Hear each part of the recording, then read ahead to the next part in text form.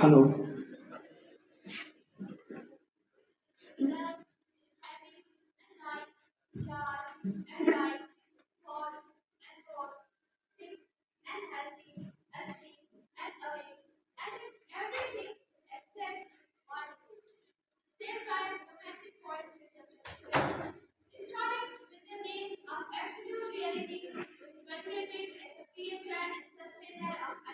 Right. My all power, my all power and Almighty Allah. Assalamu alaikum to all of you on the behalf of me and my team. Fantastic fire. Today I am wearing Harito right in front of you, and I have other members with me. The warm-hearted Miss Aisha Khan, humble and hardworking Mr. Mujibullah, strong, silent type Mr. Waqar, and sympathetic Miss Farah Khatun.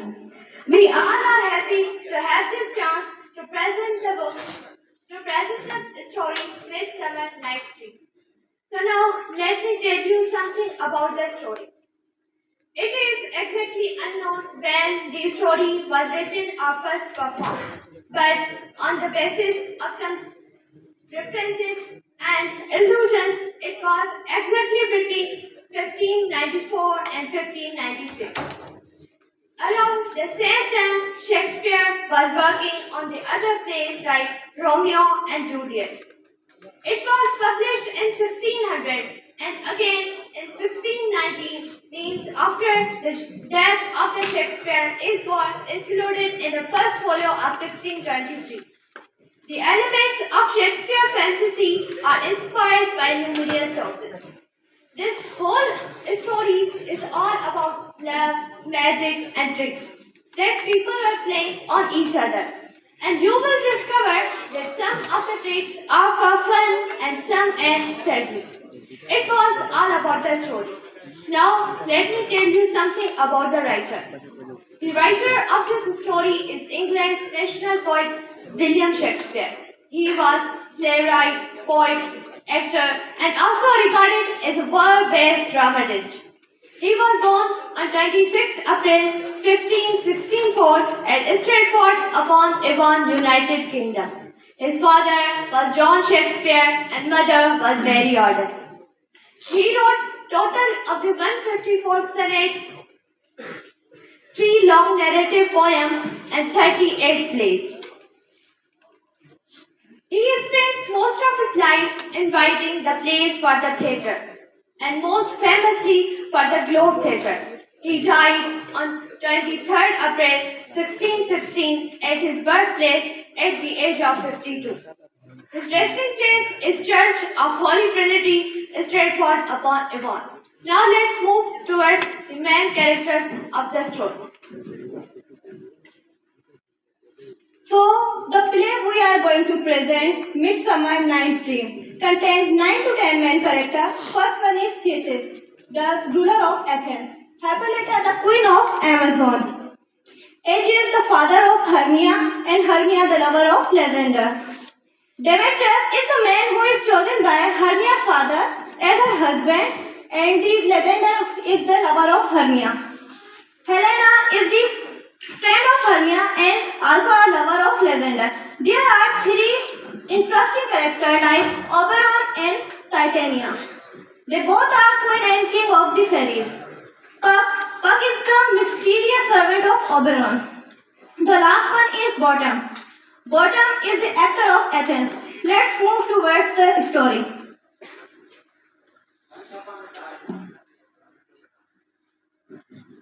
Once upon a time, Prince Theseus, he was preparing for his marriage. He was going to marry with Hippolyta, who was queen of Amazon. One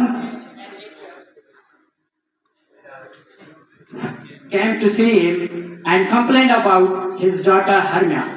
She was not agree to his choice of Demetrius as a husband because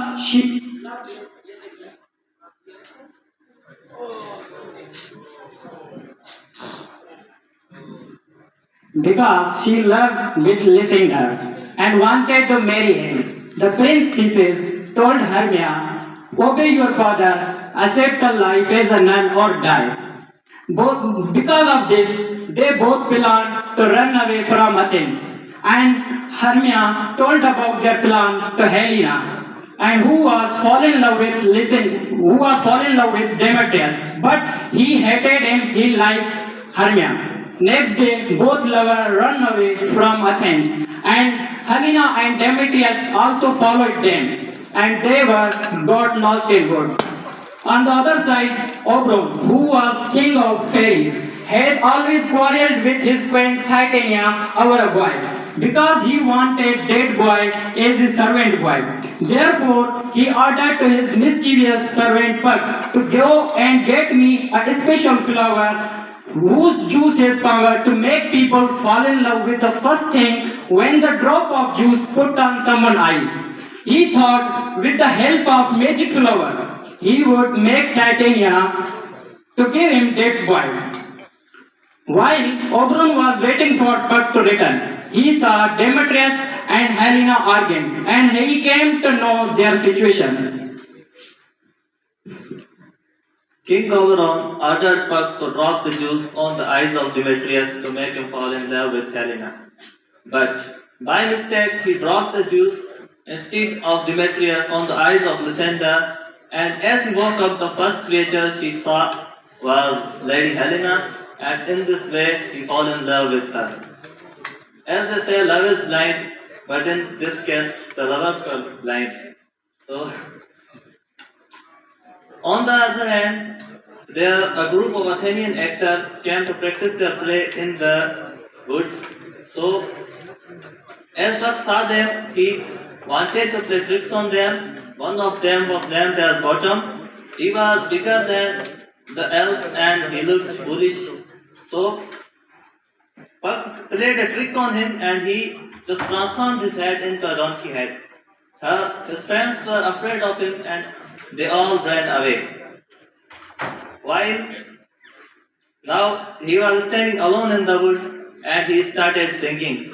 And as he started singing, besides the Queen Titania was asleep and she woke up while listening to him singing. And as she woke up, she saw him, of course, with his donkey head, and in this way she fell in love with him.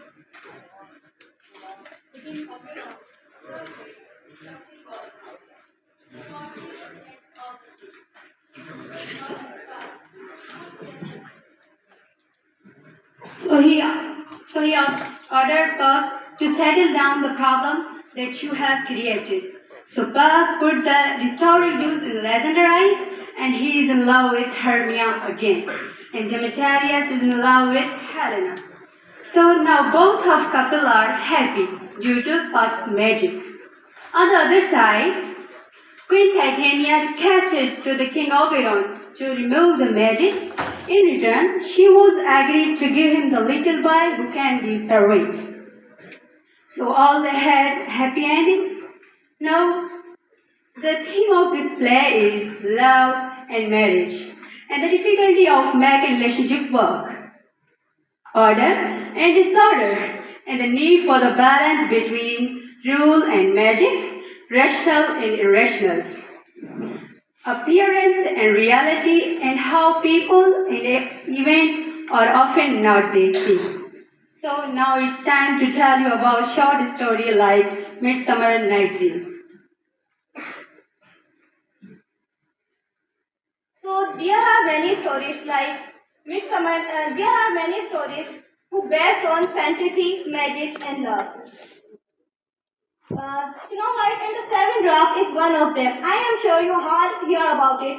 In this story, there are a princess, Snow White, who exiled by his mother, an evil queen.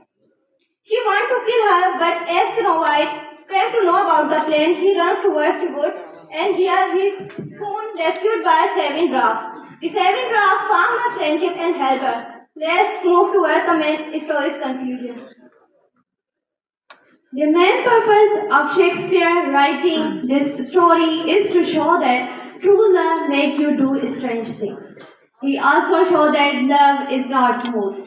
A very good quote from the play when Lysander said, "The course of a true love never did run smooth."